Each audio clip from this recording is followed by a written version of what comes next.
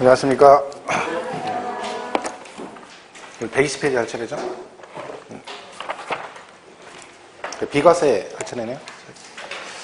양도세는 비과세는 뭐 아시겠지만 다 중요하고, 그리고 올해 또 개정사항도 있기 때문에 뭐 정리를 잘 하고 가셔야 됩니다. 출제될 확률이 굉장히 높다고 봐야 되죠. 그래서 일단 비과세는 세 가지가 있습니다. 우리는 배우는 비과세는 세 가지. 그렇죠? 그래서 첫 번째가 파산, 선고, 처분, 소득 이렇게 되어 있죠. 이거는 뭐 제목만 아시면 된다 했죠? 뭐 내용상 물어보는 게 없으니까 시험 보시면 되고. 두 번째가 농지의 교환과 분합이다. 농지의 교환과 분합 이렇게 되어 있습니다. 세 가지 이렇게 하고 1세대 1주택 이렇게 되어 있죠. 1세대 1주택 토지 이렇게 되어 있습니다. 그리고 얘가 2년 이상 보유. 얘가 보유를 해야 되고 일정 지역, 즉 조정 대상 지역은 2년 이상 거주까지 됩니다. 보유도 하고 거주도 해야 된다. 이렇게 돼 있죠. 자, 여기서 이제 요거는 뭐 우리가 비과세 제목만 아시면 되고, 여기서부터 이제 시험이 나온다 치면은 이 농지 교환 분합은 이렇게 돼 있죠. 무조건 하는 건 아니고 사유가 있어요. 이런 법으로 정한 사유에 해당이 되었을 때만 교환 분합 비과세가 되는 거고, 두 번째 어떤 일정한 금액 조건을 또 갖춰야 되고, 또 사후 관리 같은 것도 있습니다. 이게 세 가지가 있습니다. 그죠? 일단 사유는 법으로 정해져 있습니다. 그러니까 무조건 되는 건 아니고, 뭐 예를 들면 이걸 외울 건 없지만 국가가 뭐 시행하는 사업으로 교환 분합하거나 국가가 소유하는 농지와 교환 분합, 농지법 등 기타 법률에 따라 이런 것들이 있거든요. 근데 여기서 우리가 기억할 것은 개인은 할 수 없느냐? 개인도 비과세 되는 경우도 있습니다. 어떤 경우? 경작상이라고 합니다. 경작상 필요 때문에 교환 분합을 이렇게 돼 있어요. 경작상. 그러니까 뭔 얘기예요? 농사 짓기 편하려고 서로 교환할 수도 있다는 얘기죠. 이런 경우는 비과세 받을 수 있습니다. 자, 그럼 이때 기본적으로 조건은 다 알아야 되죠. 금액 조건은 뭐 있다? 교환하는 쌍방 토지 가액의 차액이 어떤 조건을 갖춰야 된다? 두 개 중에 큰 토지 가격 얼마? 4분의 1 이하 된다. 이건 뭐 기본 상식으로 알고 가야 되는 거죠. 그러니까 얘가 1억이고 얘가 7,400이면 600이면 얘가 2,400이어서 이 차액이 둘 중 큰 토지 가격 1억이죠. 이거에 얼마? 4분의 1 이하야 된다 그랬죠? 그럼 1억에 4분의 1이니까 2,500이니까 얘는 비과세 받을 수 있다. 그죠? 그런 얘기죠. 그래서 조건은 기본적으로 잘 나옵니다. 이거는 뭐 그죠? 다 기억을 하셔야 되는 거죠. 그래서 큰 토지 가격의 4분의 1 이하 된다. 이렇게 돼 있어요. 이게 금액 조건이고, 사후 관리는 뭐냐면 이 케이스입니다. 그러니까 경작상 필요의 경우는 비과세를 받았는데 그걸로 끝이 아니라 여기 사후 관리가 있다는 거죠. 무슨 얘기냐면 얘가 이렇게 갑 이렇게 될 수 있잖아요. 농지가 되게 불편해, 농사짓기 불편하니까 뭐 했다? 교환할 수 있죠. 경작상 목적으로. 이것도 해주겠다는 뜻이에요. 근데 문제는 뭐다? 이 사람들이 이렇게 교환하고 나서 비과세금 받아놓고 경작 안 할 수도 있죠. 그러니까 뭐 해라? 네가 교환으로 취득했으면 이 취득한 농지를 의무적으로 일정 기간 이상 작용을 해라 이렇게 돼 있는 거죠. 그 기간이, 작용 기간이 3년 이상이에요. 그러니까 교환으로 취득한 농지를 무조건 몇 년 이상 작용을 해야 되는 거야? 3년 이상. 이 말은 3년 작용을 안 해버리면 추징하겠다 그 뜻입니다. 그래서 3년 작용을 꼭 해야 된다. 이때도 예외가 있습니다. 사후관리. 자, 3년 안에 뭐가 됐다? 수용이 됐다. 그래서 내가 이걸 경작했는데 1년 있다가 수용됐어요. 그럼 3년 경력 못한 거죠? 하지만 얘는 내 의지가 아니죠. 뭐 때문에? 수용이 돼서 그런 거니까 무조건 경작한 걸로 봐주고, 또 하나는 돌아가셨다는 거죠. 돌아가셔서 뭐가 됐어? 상속이 됐다. 그럼 아버지가 1년 작용을 돌아가셨는데 이걸 아들이 상속받아서 남은 기간 작용하면 뭐 해준다? 통산해줍니다. 그죠? 그래서 기간 나머지 통산. 그래서 요것들이 이제 기본적으로 예비 규정에 들어가는 거죠. 이거는 시험에 여러 번 나왔습니다. 뭐 이 4분의 1 이하는 뭐 심시번만씩 나오고요. 얘네들 다 묶어가지고 가로치기로 나온 적도 있어요. 그죠? 여기 3년 이상 작용을 해야 되는데 3년 안에 수용되면 3년 작용한 걸로 봐주고, 또 상속이 되면 남은 기간 상속인이 작용하면 통산해준다. 그죠? 여기까지 내용을 잘 기억하시면 되죠. 여기 이제 농지교환 분합. 교환 분합은 이게 거의 다라고 볼 수 있습니다. 그래서 좀 더 나올 수 있겠지만, 그죠? 예외적으로 기본 개념이 이렇다. 보시면 되고. 그 다음에 이제 1세대 1주택이죠. 요거를 잘 보셔야 됩니다. 일단 120페이지 보시면 6번에 비과세 양도소득 해가지고 농지교환 분합 나와 있죠. 1번에 비과세를 금액 요건 그랬죠? 그래서 뭐 교환한 쌍방 토지가의 차익이 큰 편이 4분의 1 이하 된다 그랬고, 2번 경작상 필요로 교환 분합하는 경우는 교환에 의해 새로이 취득한 농지를 몇 년 이상, 3년 이상 농지 소재 경작해야 한다. 그죠? 작용을 해야 된다. 근데 그 밑에 3번에 특례 나오죠. 3년을 뭐가 되면 수용되면 3년 작용한 걸로 봐주고, 오른쪽에는 2번에 3년 안에 돌아가시면 뭔다? 상속인이 상속받아 남은 기간 작용하면 동산을 해주겠다라고 돼 있고, 그죠? 이렇게 보시면 됩니다. 그리고 이제 1주택. 이제 1세대가 1주택을 가지고 있고요. 그 다음에 이 토지까지 이렇게 돼 있죠.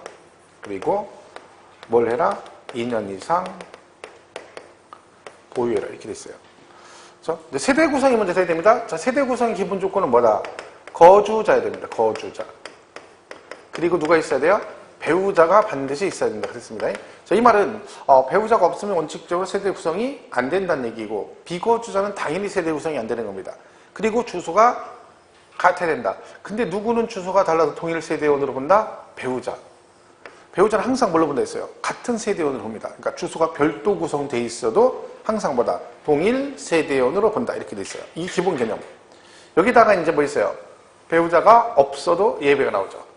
없는데 1세대로 보는 거. 몇 살 이상? 30세 이상. 그죠? 30세 이상이고. 그 다음 뭐 있다 했어요? 경력사원들이 있다 했죠. 배우자가 돌아가셨거나 뭐 한 경우, 이혼한 경우. 이건 있다 없는 거니까 평생 1세대라겠죠? 그리고 또 하나 뭐 있어요? 최저생계비 어쩌고저쩌고 나온다죠. 길게. 그죠? 국민기초생활 보장편 최저생계 뭐 중위소득 100분의 40 이상으로서 어쩌고 나와요? 길게 나오면 정답이다. 얘는 틀릴 게 없고. 자, 미성년자는 세대 구성이 된다, 안 된다? 미성년자는. 원칙? 안 된다? 안 되는 거죠. 미성년자 되면 이상하잖아요. 그죠? 근데 예배가 있다는 거 기억해야 됩니다. 그러니까 만약에 문제가 어떻게 나온다는 거예요? 미성년자는 항상, 언제나 1세대 구성할 수 없다. 그러면 땡 틀린다. 결혼하거나 가정의 사망 등 불가피한 경우는 예배가 있다는 건 알고는 가셔야 됩니다. 그죠? 거기까지 가셔야 되는 거죠. 그래서 여기 거주자로서 배우자가 있어야 되는 예배 규정이 이런 게 있다. 이렇게 보시면 되죠. 자, 이렇게 해서 이거는 뭐 그렇게 많이 뭐 틀릴 일이 없겠죠. 그죠? 그래서 121페이지 그 1세대 1주택 부수지 그 부분에 2번에 1세대에 보면 동원의 일본 원칙에 뭐라고 돼 있어요? 거주자, 근데 배우자가 동일한 주소에서 생계를 같이 하는 가족과 함께 구성하는 집단을 말한다 했고, 그 밑에 부부의 경우는 단독 세대를 구성해도 항상 뭘로 본다? 동일 세대원이다. 예외 배우자가 없어도 1세대로 인정하는 경우에서 그 30세 이상이거나 배우자가 사망하거나 이혼한 경우. 디귿 길잖아요. 그죠? 중에서 100분에서 45 어쩌고저쩌고 나와있죠? 다만 미성년자는 안 되는데 예외가 있다는 것 정도는 기억을 하셔라. 그래서 이렇게 보면 되죠. 그래서 이 부분은 뭐 특별하게 나오면 틀릴 게 없어요. 그죠? 이제 여기 요 1주택 이 부분하고 이 보유기간이 이 부분이 이제 문제가 되는 거죠. 자, 이거 잘 정리하시면 돼요. 보시면 돼요. 자, 그러면 이제 1주택을 갖고 있어야 됩니다. 자, 그러면 우리 세법에서 얘가 주택인지 아닌지 판단 기준이 뭐냐면 상시 주거 목적으로 쓰는 게 주택입니다. 상시 주거 목적. 평상시 거주 목적으로 써야 된다는 거죠. 그러니까 이 의미대로면 별장이나 합숙소 같은 거는 주택이 될 수 있다 없다? 없다. 이렇게 되는 거고. 그리고 이 주택을 판단할 때 이런 질문이 잘 나와요. 예를 들면 건축물의 공부상 주택이나 사실상 영업용 점포로 사용하다 양도하는 경우는 1세대 1주택으로 본다. 이렇게 잘 나와요. 시험에. 맞아, 틀려요. 공부상 주택인 경우에 공부상 주택이지만 실제는 사실상 영업용 점포로 사용하다 양도하는 경우에는 1세대 1주택 양도로 본다. OX? 이게 무슨 얘기예요? 건축물 대장은 주택으로 되어 있는데 실제는 주택이 아닌 용도로 쓰다가 팔았다는 얘기죠. 그러면 주택이다 아니다? 아니다. 이런 식의 문제가 뭐 툭툭툭 잘 나옵니다. 그럼 결론은 무슨 얘기예요? 세법은 공부상 용도와 실제 용도가 다르다. 그럼 항상 뭘 우선한다? 실제 용도. 사실상 용도를 가지고 판다. 이 얘기입니다. 그죠? 그걸 잘 구분하시면 되고. 그리고 뭐까지? 토지까지 같이 비과세 받을 수 있습니다. 자, 이때 토지는 무제한 아니라 했죠? 토지는 무제한 아니고 어떻게 한다 했어요? 이렇게 있으면 이 정착 면적의 도시지역 안은 몇 배? 5배, 밖은 10배까지만 갑니다. 5배, 10배. 그러니까 5배, 10배 넘어가면 더 이상 안 해주겠다는 얘기죠. 근데 이 5배, 10배가 이게 이제 나중에 지방세 파트에서 헷갈리는 게 뭐냐면 지방세 파트 가면 그런 거 나와요. 취득세나 재산세 가면 뭐 부속토지 경계가 명백하지 않다 이런 말이 나와요.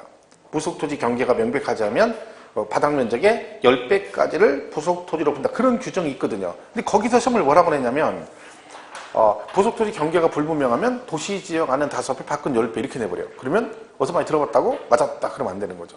왜? 이거 얘기하는 거 5배, 10배는. 지방세는 무조건 뭐라고 나오면요? 경계 불분명. 그러면 안팎 구분 없이 몇 배? 10배. 그런 식으로. 그러니까 뭔가가 정리해서 외웠는데 외워가지고 되게 익숙해지면 좋긴 한데 문제는 뭐예요? 그냥 익숙하다 보니까 아무 때나 나오면 무조건 그거 갖다 막 대입해버려가지고 문제를 푸는 경우가 있어요. 그래가지고 지방세법 때 그렇게 내버리면 이 맞았다는 의의로 많습니다. 왜? 5배, 10배 많이 들어오고, 오, 그렇지. 도시 지역은 5배고, 밖은 10배까지 이렇게 해버리는 거죠. 그런 것도 우리가 좀 조심을 해야 되는 거죠. 그렇죠? 나중에 훈련하시면 되고. 그래서 어쨌든 이 토지는 무제한 아니다. 자, 그럼 얘는 여기까지만 외우면 안 되고, 5배, 10배만 외우면 맞춘다는 보장이 없습니다. 왜? 이게 뭐예요? 정착 면적. 이 정착 면적 계산할 때, 무허가 정착 면적이 있으면, 무허가 정착 면적 포함한다, 안 한다? 그러니까 여기는 허가받고 줬고요. 20평이고 이쪽에 문간방에 무허가짜리가 10평짜리가 있다는 거예요. 그럼 바닥 면적을 따질 때 얘는 몇 평으로 간다는 거예요? 20평, 30평? 30평이나요. 이건 같이 기억하셔야 돼요. 그러니까 5배, 10배 나올 때 항상 뭐라고 나오냐면 주택 정착 면적하고 가로치고 뭐라고 나와요? 무허가 정착 면적을 포함한다 이렇게 나와요. 그리고 가로 닫고 이어 5배, 10배. 그러니까 여기서 5배, 10배만 외우면 안 되는 거죠. 뭐까지 같이 기억해라? 무허가 정착 면적이 있으면 걔도 뭐 한다? 포함한다. 해서 그 포함해서 그거에 5배, 10배로 간다라고 이해를 하셔야 정확히 문제를 풀 수가 있습니다.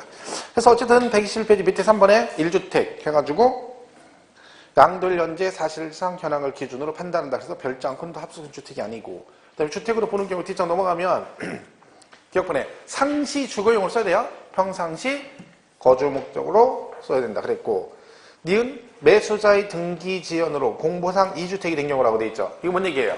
내가 집이 2개인데 하나를 팔았는데 잔금 다 받았는데 아직 상대방이 뭘 안 해갔다? 등기를 안 해가서 아직도 본인 명의로 돼 있다 그런 얘기죠. 그런 경우는 어떻게 한다? 그 매매 사실을 입증하면 뭔다? 나는 몇 주택자로 봐주겠다? 1세대 1주택자로 봐주겠다 그런 거죠. 이거 1주택을 여러 사람이 공동소유했대요. 자, 집을 공동소유하게 되면 주택수요 계산할 때 어떻게 한다? 갑을병이 만약에 공동소유했다 그러면 어떻게 돼요? 이때는 각각 1주택 소유. 그러니까 우리가 세법은 주택은 하나인데 집은 하나인데 여러 명이 공동명의를 하게 되면 각각 1주택을 소유한 걸로 봅니다. 조심해야 했죠. 자, 근데 같은 공동소유인데 얘가 만약에 뭘 받았다? 공동상속을 받았다. 집이 하나인데 뭐 어머니, 아버지 돌아가시면서 엄마하고 자식 둘이 해서 셋이 공동상속 받았어. 이런 경우 있거든요. 이런 경우도 공동명의잖아요. 이때는 어떻게 한다? 이때는 주된 상속자. 지분이 제일 많은 사람 집으로 봅니다. 그러니까 만약에 엄마가 50이고 25 이렇게 돼 있다. 그러면 어떻게 한다? 요 주택으로 본다. 그죠? 그 정도 그냥 가볍게 보시면 돼요. 킵할 건 없고. 그죠? 그러니까 그냥 그 공동명의는 각각. 근데 공동상속은 뭐라고요? 주된 상속자의 주택으로 봅니다. 거기까지만 가시면 돼요. 뭐 깊이 가지 마시고.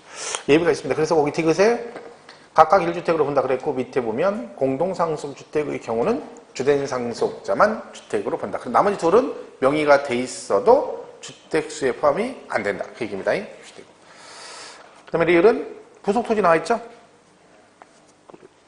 주택 정착면적에서 가로 안에 뭐라고 돼 있어요? 무허가 정착면적을 포함한다라고 돼 있잖아요. 거의 5배, 도시적 밖은 10배 이렇게 돼 있죠. 그리고 그 다음에 집이 이게 이런 경우도 있죠. 집이 하나인데 이렇게 되는 경우 있잖아요. 명의가 달라. 그죠? 그럴 수 있죠. 이때는 어떻게 한다? 이건 갑은 건물 주고 을은 토지는 뭐야? 을 거예요. 이렇게 명의가 다르면 이 토지는 주택 부속 토지 인정이 안 됩니다. 왜? 명의가 다르기 때문에. 그럼 얘는 비과세가 안 되는 거죠. 그런데 얘네 둘이 명의는 다른데 동일 세대원이다. 그럼 얘가 달라졌죠. 그러니까 만약에 남편 부인자 이런 식으로 돼 있다 그러면 명의가 달라도 이때는 어떻게 한다? 전체를 1주택으로 봐줍니다. 그럼 결론은 주택의 경우 명의가 다를 때는 뭐에 따라 달라지는 거예요? 얘네 둘이 동일 세대원이냐 아니냐 요거에 따라서 이 토지도 부속 토지가 되느냐 안 되느냐 결정이 되는 겁니다. 그래서 우리가 공동명의일 때 명의가 다를 때 그래서 미음에 보면 대지와 건물을 동일 세대원이 아닌 자가 각각 소유하면 대지 소유자는 1주택으로 한다. 그죠? 토지는 주택에 포함이 안 된다. 그런 얘기죠. 근데 비읍에 주택의 대지와 건물을 동일한 세대 구성원이 각각 소유하는 경우도 뭘로 본다? 1주택으로 본다. 그러니까 결론은 이 토지가 포함이 되느냐 안 되느냐는 뭐에 따라 달라진다? 얘네가 동일 세대원이냐 아니냐 그 차이가 있다라고 기억하시면 되는 거죠. 그럼 여러분 집을 이렇게 하나 갖고 있는데 이렇게 돼 있어요. 2년 부했어요. 그럼 뭘 받아요? 비과세죠. 그런데 비과세 대상인데 얘가 뭐가 됐어? 철거가 됐어요. 뭐라고? 멸실했어. 멸실 후. 그러니까 현재는 2주택 맞아요? 비과세 맞아요? 근데 멸실했대. 그리고 만약에 팔면 얘는 비과세 된다 안 된다. 이런 것도 있죠. 예를 들면 이거 비슷한 얘기가 내가 1주택 비과세 대상인데 얘가 재건축이 들어가려고 해서요. 집을 철거했어요. 근데 재건축이 무산돼가지고 무산됐어. 그래서 그냥 팔았어. 토지를 팔았어. 그는 주택이 아니다. 내가 원래 아파트 주택을 갖고 있어서 비과세 주택을 갖고 얘가 뭐가 들어갔어요? 재건축을 하려고 했는데 그래서 재건축을 하려고 멸실했어요. 건물 철거했죠. 그리고 나서 하다가 중간에 사업이 무산됐어. 그리고 나서 얘를 팔면 그럼 현재 얘는 1주택이 아니다. 아니 안 인정 안 돼요. 세법은. 왜? 과거는 묻지 않는다. 세법은 항상 뭐? 양도일 현재. 그러니까 얘가 원래 1주택 비과세 대상인데 멸실을 했잖아요. 철거했잖아. 그죠? 그리고 지금 현재 뭐야? 나대지 상태잖아요. 그 상태에서 사업을 시행하다 무산됐어. 그리고 팔면 얘는 주택이 아닙니다. 왜? 그건 옛날 얘기잖아. 항상 양도세를 뭘 따져? 양도 당시 현재 얘가 뭐냐가 중요한 거죠. 양도일 현재가 중요한 거지 그 전에 뭐가 있다 그런 게 아니죠. 자, 여러분 집을 가지고 있다가 2주택 비과세 대상이에요. 근데 뭐 있다고? 건물을 멸실했대. 그리고 나대지 상태로 팔면 얘는 주택이 아니다. 당연히 아닙니다. 그죠? 안 물어보는 거죠. 그래서 지어서 그런 얘기고. 자, 마지막 건 뭐예요? 내가 집이 2개를 갖고 있는데 속세 떠나려고 집을 팔았어. 그죠? 속세를 떠나려고 집을 팔았는데 하필 같은 날 다 팔린 거죠. 동시에. 오늘 2개가 다 팔렸어. 그러면 이 순서를 정해야 되잖아요. 그죠? 그럼 어느 걸 먼저 팔았냐? 순서를 어떻게 정하냐? 그런 거죠.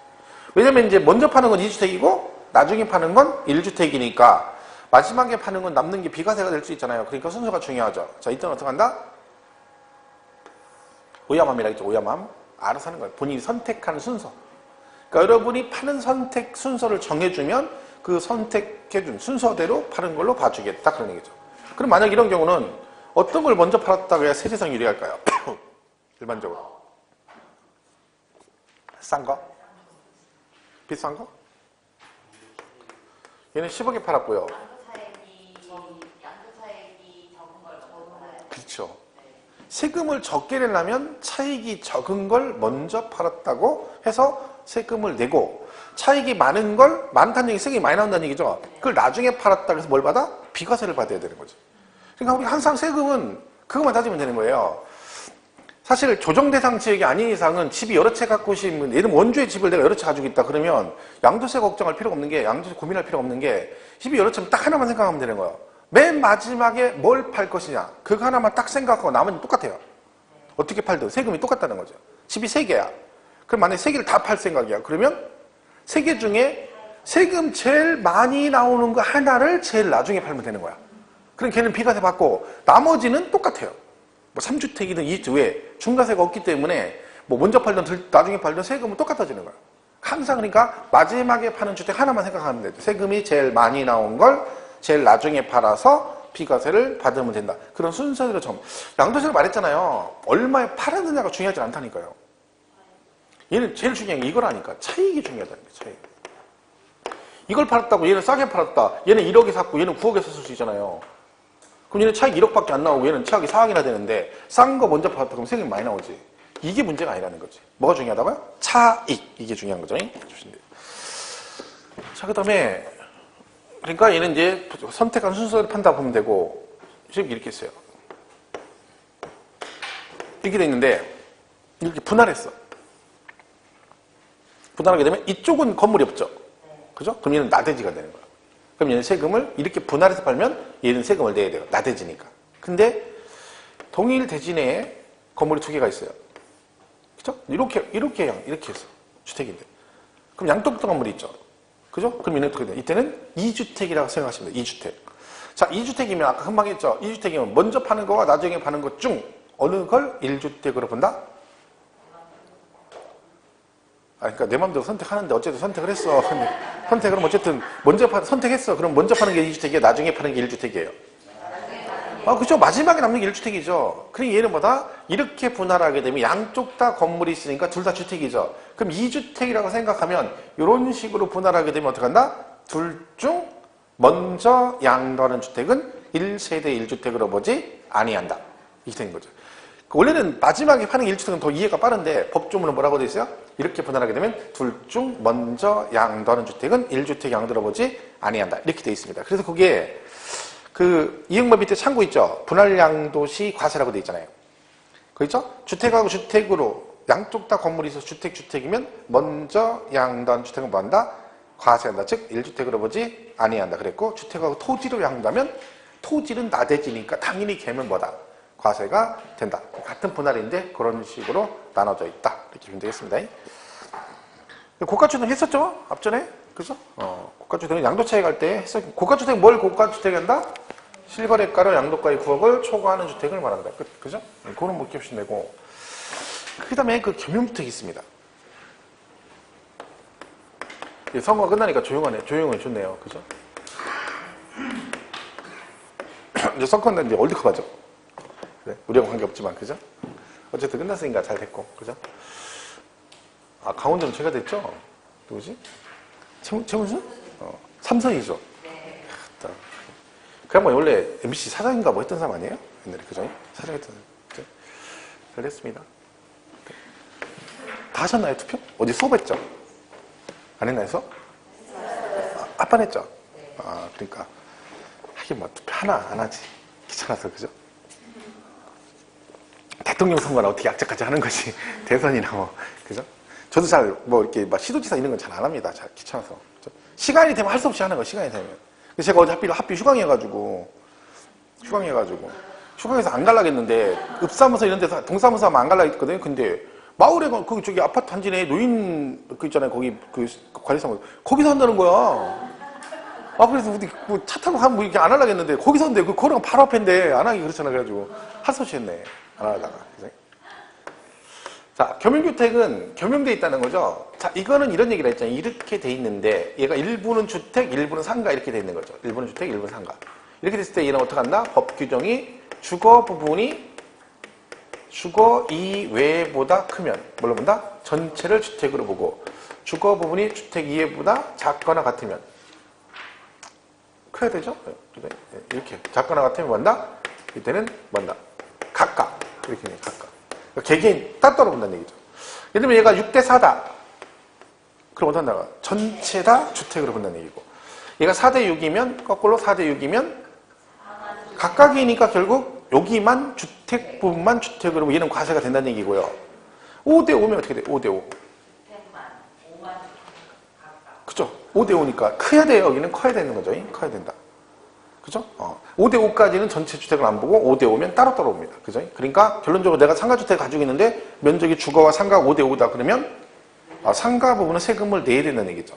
왜? 따로따로 보니까. 그죠? 그런 경우는 이제 당장 팔 거 아니면 주거분을 조금 넓혀가지고 전체를 주택으로 만든 다음에 바로 팔면 안 되죠? 그리고 몇 년 지나야 돼요. 그리고 2년 지나야 전체 비과세 받을 수 있습니다. 그죠? 자, 이게 이제 시험에 한번 나온 적이 있어요. 계산 문제가 한번. 이게. 그죠? 그래서 간단하게 보겠습니다. 얘는 이런 거죠. 예를 들면, 얘가 만약에 6대4다. 도시 지역에 있다. 주거 면적이, 토지 면적이 500이다. 이렇게 돼 있어요. 그럼 이제 문제가 언제 나오는 거죠? 다음 중, 비과세되는 면적을 구하시오. 과세되는 면적을 구하시오. 이렇게 돼요. 그러면, 자, 일단, 6대4면, 뭐예요? 전체를 다 뭘로 봐요? 주택으로 보죠. 그러면 전체 주택이니까 얘는 주택 얼마? 100을 전체 주택으로 한다. 그럼 뭘 받아요? 비과세. 이렇게 되는 거죠. 토지는 어떻게 돼요? 토지는. 그죠? 도시적이니까 몇 배? 5배까지 비과세죠. 그걸 얼마까지? 500까지죠. 얘가 60이니까 여기 60에 5배, 5배 하면 안 돼요? 얘가 주택은 60인데 전체를 다 주택으로 본다고 했잖아요. 그러니까 전체 100을 주택으로 보니까 이게 5배니까 500까지 비과세. 얘가 만 600이면 어떻게 돼요? 600이면? 500까지는 비과세고 100은 과세가 되겠죠? 이런 식으로 하면 돼요. 그런데 얘가 거꾸로다. 만약에. 얘가 40이고 얘가 60이에요. 이럴 수 있죠? 이제 어떻게 돼요? 따로따로 보죠. 따로따로. 그죠? 그러면 이제 건물하고 토지가 따로 구분되는 거죠. 그럼 건물은 주택하고 뭐 상가로 구분된다. 그러면 얘가 40이고 60이니까 얘는 비과세고 얘는 과세가 되겠죠. 그죠? 근데 토지는 이제 어떻게 돼요? 토지는 이 전체 500이잖아요. 이걸 안분을 해야 돼요. 왜요? 이 500이 건물 전체의 부속 토지잖아요. 근데 건물이 전체를 주택으로 보거나 전체를 상가로 보거나 그럼 상관이 없는데 이거는 건물이 일부는 주택, 일부는 상가잖아요. 그럼 이 500은 무슨 뜻이 되는 거야? 일부는 주택의 부속 토지, 일부는 상가 부속 토지가 되는 거죠. 그러니까 얘는 안 분할이 되는데 그러면 이때 주택의 부속 토지와 상가 부속 토지로 나누는데 전체가 500이잖아요. 500. 그죠? 이걸 어떻게 한다? 안 분해요. 이건 연면적 비율로 안 분하는 거예요. 연면적. 전체가 이게 40, 60이다 그러면 전체가 100이다. 그죠? 그러면 주택이 100 중에 40이고 얘는 100 중에 60이죠.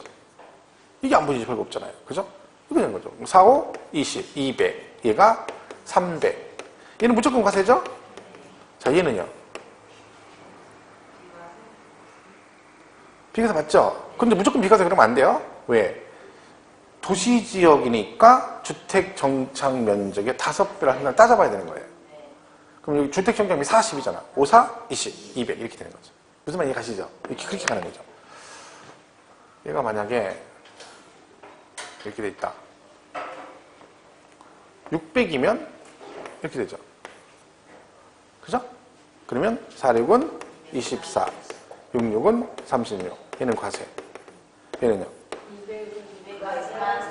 200까지만 비과세인 거예요.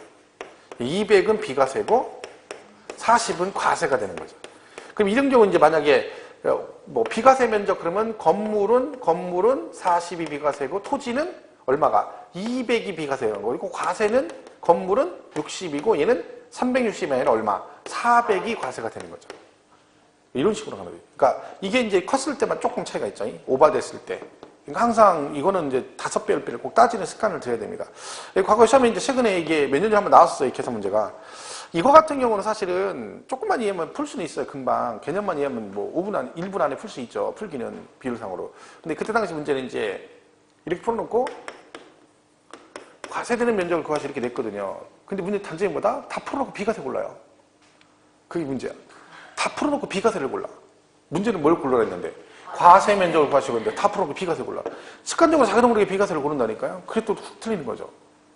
그러니까 이게 한번 오래전에 나왔다가 이게 제 기억 3년 됐나? 3년인가 4년 전에 나왔어요. 계산 문제 한번 나왔죠. 근데 그동안의 계산 문제 치고는 되게 쉬운 편이었죠. 양도세 부분에서는. 그죠? 왜? 이거는 그냥 안 분하는 거 말면 금방 풀 수 있잖아요. 면적. 근데 실수라는 거지. 이제 풀어놓고 또. 그죠? 지금 말씀드린 대로 뭐 과세인데 비과세 고르고 비과세인데 과세 고르고 뭐 그다음에 5배 따져야 돼 안 따지고 그냥 240 이렇게 가버리고 이제 그런 것들 때문에 훅 하는 거죠. 그거 아니면 뭐 특별하게 얘는 그러니까 자주 나오는 이게 계산 문제가 뭐 최근에 나왔었기 때문에 자주 나오는 이건 아니니까 기본 개념 알고 가야 돼요. 뭐는 조건 주거 부분이 커야 된다. 작거나 같으면 주거 부분만 주택으로 크면 전체를 주택으로 본다. 그렇죠? 이렇게만 기억하시면 됩니다. 기준 정도만 잘 보시면 돼요. 이 계몽주택이 문제가 뭐냐면 양도세도 나오고 어디 나와요? 재산세도 나와요. 재산세. 근데 이거를 같이 물어봐요. 그러니까 이게 지문에 나오거든요. 시험 지문에. 그러면 지문으로 툭 나와요. 뭐 겸용주택의 경우. 뭐 그럼 재산세는 뭐라고 해야 돼요? 잡으세요? 같은 겸용인데 재산세와 양도세 기준이 다르죠. 재산세는 이렇게 돼 있잖아요. 한 동의 건물이 한 구의 이거 나오잖아. 그죠? 그래서 얘는 뭐라고 해요? 한 동은 건물 전체 한도니까 면적에 관계없이 주거 부분만 뭘로 본다? 주택으로 본다. 이렇게 돼 있거든요. 그죠? 근데 한 구는 뭐라고 나와요? 주거용이 100분의 50 이상이면 뭘로 본다? 전체를 주택으로 본다. 그랬어요. 전체를. 그러면 이제 재산세 같은 5대 5면 뭘로 본다는 거야? 전체 주택으로 본다는 뜻이거든요. 재산세는. 근데 양도세는 지금 금방 뭐 했어요? 주거 부분이 크면 전체 주택. 이렇게 돼 있잖아요. 작거나 같으면 각각. 즉, 각각이라는 것은 주거 부분만 주택으로 본다. 결론 뭐가 문제인 거예요? 5대 5일 때 차이가 있는 거죠. 얘는 5대 5까지 주택으로 보지만 얘는 5대 5면 각각으로 본다. 이거죠. 그죠? 그게 문제인 거죠. 이걸 잘 구분하셔야 돼요. 그죠? 구분하시면 돼요. 작년에 누가 그러대 이걸 양초 이렇게 헷갈리고 양초라고 그랬다고 양초. 양도세는 초과. 그죠? 초과돼야 주택이고. 얘는 그러니까 두 개는 하나는 이상이 하나는 초과잖아요. 근데 얘가 초과죠. 양초, 양도세가 초과돼. 양초 이렇게 됐다. 근데 문제는 뭐예요? 양초를 외웠는데 그 양초를 어디다 쓰는지를 모르는 거죠. 그리고 두 개 잘 구분하시면 돼요. 그래서 짚으시면 되고. 다음에 그 밑에 113페이지 그 3번에 허위계약서 작성 시 비과세 감면 배제라고 돼 있죠? 이거는 뭐 그런 거예요. 내가 비과세 감면 대상인데 뭘 썼다는 거예요? 다운이나 억계약서를 썼다 걸리면, 그런 얘기죠. 걸리면 불이익을 주겠다. 뭐 그런 뜻입니다. 그래서 이제 어쨌든 여러분 실무적으로 절대 하면 안 되는 게 이거죠. 그래서 둘이 매매했는데 얘가 비과세예요. 그러니까 얘가 비과세 대상이니까 갑이 뭐라 했다는 거예요. 너는 비과세니까 그냥 나 다운이나 없어줘. 그러니까 그래요, 난 비과세니까 써줄게 하고 써줬다는 거지. 그러다 걸리면 얘는 죽는 겁니다. 그죠? 그럼 얘는 걸리면 어떻게 해요? 얘도 비과세가 안 된다. 그런 얘기죠. 그러니까 업이나 다운 계약 써줬다 걸리면 얘는 죽는 거예요. 걸리면. 예를 들면 실거래가가 4억인데 계약서를 4억 5천 써줬다. 업해서. 뭐 다운도 상관없어요. 그죠? 근데 걸렸어. 그럼 어떻게 되느냐? 걸리면. 얘가 비과세잖아요. 그죠? 근데 비과세는 세금 계산 안 해요. 왜? 어차피 비과세니까. 그런데 걸리면 얘가 비과세가 안 된다고 가정하고 양도세를 계산해요. 원래 얘도 세금을 내야 되잖아요. 원래는. 그죠? 근데 비과세니까 세금 안 낸 거잖아. 그럼 걸리면 이제 세금을 계산해. 했더니 얘가 1억이라고 쳐봐요.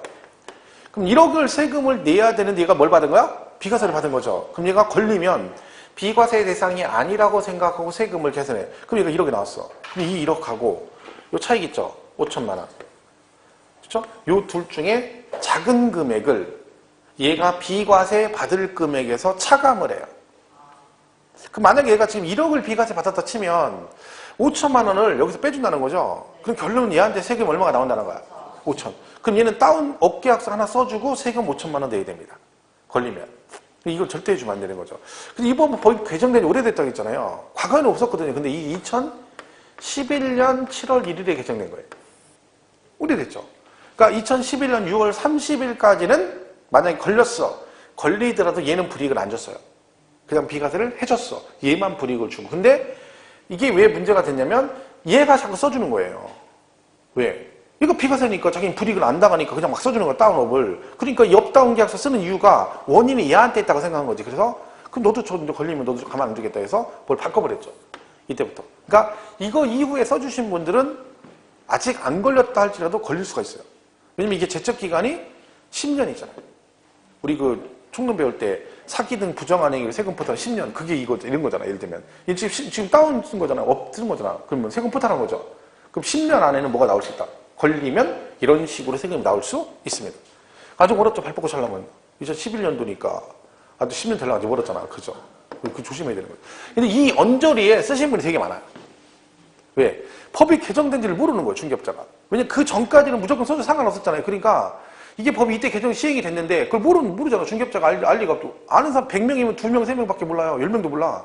그럼 나머지 90명 어떻게 썼다는 거야? 원래대로 썼겠죠. 막. 지금 안 걸렸으면 다행인데 나중에 걸리면 골 때리는 거지. 그죠? 그러니까 현업하시면 이게 우리는 공부니까 사실 현업은 법이 개정돼 버리면 그게 다 돈하고 연결된 거거든요. 민감하게 공부를 해야 되는 세법은. 근데 공부를 학원 다닐 때도 안 하고 나가서도 안 하고 그러니까 문제인 거예요. 여기서는 문제 하나 틀리면 된다니까. 나가면 문제예요. 그러니까 좀 조심해야 됩니다. 그래서 뭐 그런 얘기 써는 거예요. 계약서. 뭐 그냥. 이거는 뭐 내용상보다는 딱 한 번 시험에 나왔어요. 2011년도 개정됐다고 했죠? 그 해 시험에 한 번 나오고 안 나왔어요. 그러니까 뭐 특별한 건 없고 대신 여러분 실무적으로 절대 이런 걸 해주면 안 된다는 건 인식을 하고 있습니다. 그것만 잘 보시면 돼요. 그리고 이제 여기서 이제 보유기간 얘기 나오네요. 자, 원래는 몇 년 보유해야 돼? 2년 이상 보유해야 돼. 근데 2년 보유 안 해도 보유한 걸로 봐주겠다. 자, 보유는 2년 하셔야 되고, 그리고 조정지역은 뭘 해야 된다고요? 거주도 2년을 하셔야 비과세 받을 수 있다. 그렇습니다. 자, 밑에 이번에 보유기간 특례에서 한 장 넘기시면, 이번에 나왔어요. 기억번에 건설 임대. 자, 건설 임대주택은 뭐다? 일정 기간 동안 의무적으로 임대했다가 그 임대기가 끝나면 분양 전환하는 임대주택 그랬죠? 자, 얘네들은 뭐 하면 된다? 그 주택의 임차일로부터 양도일까지 뭘 했으면 5년 이상 거주만 했으면 보유기간에 관계없이 비과세 해주겠다. 거주만 5년 이상 하면 됩니다. 보유 관계없이. 그죠? 5년 이상 거주. 되어 있고. 그 다음 무조건 해주는 거 있죠? 수용. 수용은 무조건 비과세입니다. 왜? 강제 수용된 거니까 비과세가 되는 거죠. 물론 이거는 사실은 엄밀히 따지면 사업인정 고시일 이전에 취득을 해야 돼요. 주택을. 여러분 그 공법에 수용할 때 수용을 언제 수용하냐면 사업인정고시가 떨어져야 수용할 수 있어요. 그 사업인정고시 뜻이 뭐예요? 그 사업인정고시가 뭘 말하는 거야? 그 사업인정이 이런 사업이라고 인정했다는 거죠. 그리고 고시가 있다는 거지. 그게 뭐예요? 공익사업이라는 게 그 사업이 이제 공익사업을 얘기하는 거예요.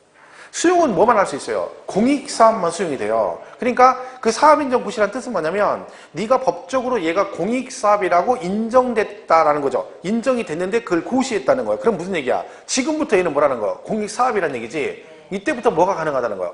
수용이 가능하다. 그러니까 우리 그 법이 그 토지보상법이라고 있잖아요. 공익사업을 위한 토지 등의 취득 및 보상. 그 법이 그거잖아. 공익사업을 위한 토지 등의 취득 및 보상에 관한 법률. 이게 토지보상법이거든요. 근데 이름이 앞에 뭐라고 돼 있어? 공익사업 이렇게 되잖아.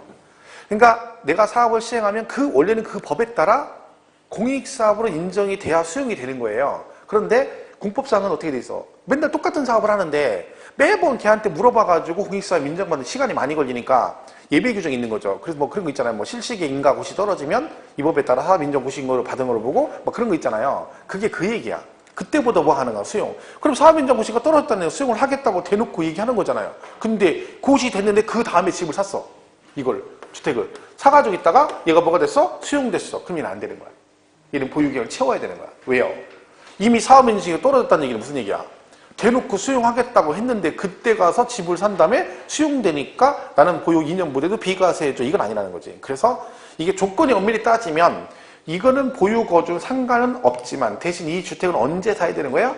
사업인정고시 전에 산 것만 해당이 된다고. 근데 어쨌든 이 주택만 놓고 볼 때는 뭘 안 해도 된다? 보유 거주 관계없이 무조건 비과세 해주겠다. 그런 거고.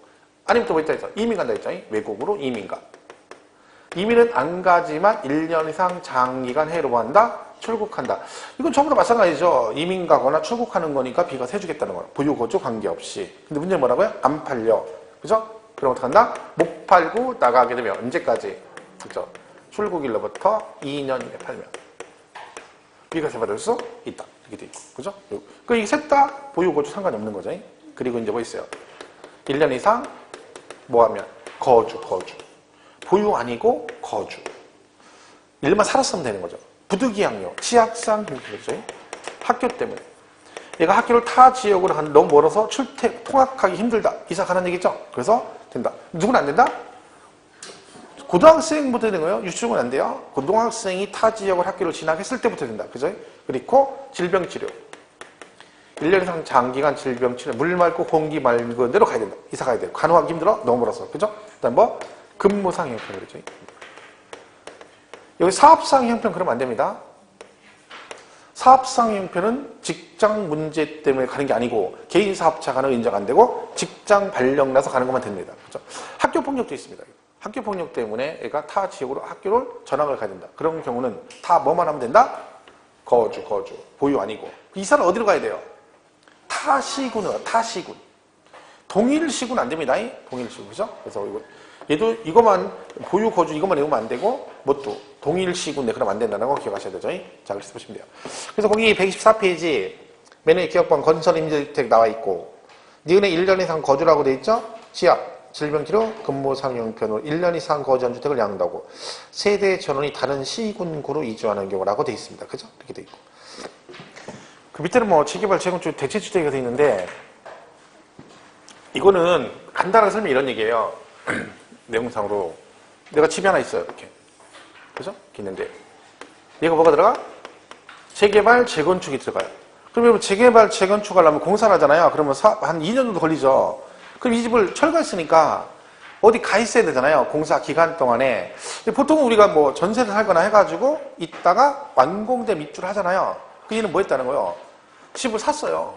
나는 남의 집 못 살아.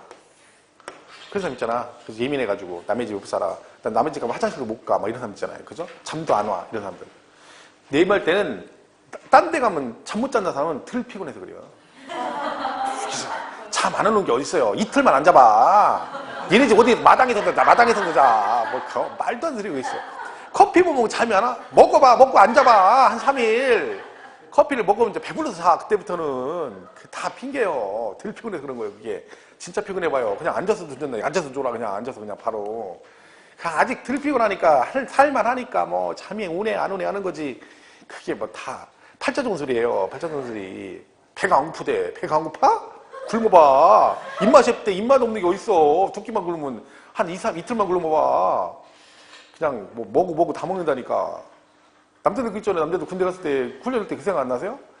배고파 죽겠는데 막 밥을 밥 숟가락 들자마자 나는 진짜 가니까 밥 숟가락 3초 숟가락 딱 들자마자 30초 그러더니 30초 땡거니까 숟가락 노래 배고파 뒤지겠는데 그거 어떻게 했어요? 짬버리로 가가지고 저쪽 뒤에서 막 퍼먹잖아요 몰래 그 짬 먹으려고 배고프니까 제 고기를 안 먹었거든요. 고기를 군대 갈 때까지 모든 고기를 안 먹었어요.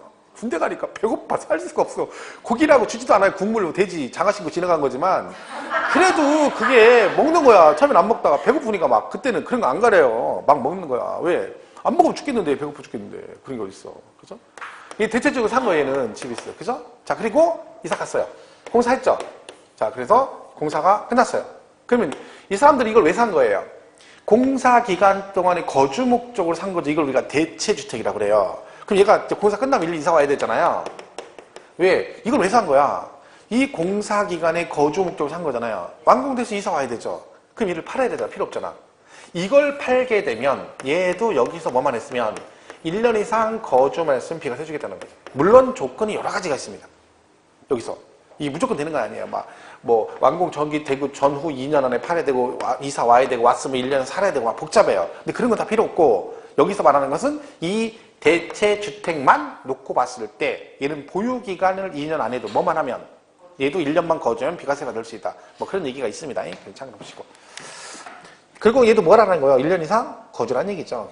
디귿 보유기간 무관 해외로 출국하는 경우 못 팔면 출국일로부터 2년에 파시면 되고 해외 거주, 국외 거주 마찬가지죠. 그리고 수용은 무조건 되죠. 근데 만약에 수용은 뭐가 있다 했어요? 짜투리. 이렇게 수용이 됐는데 이만큼만 수용이 됐다. 필요한 게 그죠? 짜투리 남은 걸 쓸 수가 없죠. 대신 얘는 추가 수용은 안 되지만 얘는 어떻게 하면 그 수용된 날로부터 몇 년 안에 5년 안에 짜투리 팔면 얘도 뭘 해주겠다? 비과세는 해주겠다. 이렇게 돼 있습니다. 이렇게 보시면 되고. 자, 그까지가 이제 뭐다? 보유기간의 기본적인 얘기다. 이렇게 되겠습니다. 여기까지 하시고 그 다음에 그 밑에 보유기간 특례 나오죠? 보유기간 계산 그거 쉬었다 가겠습니다.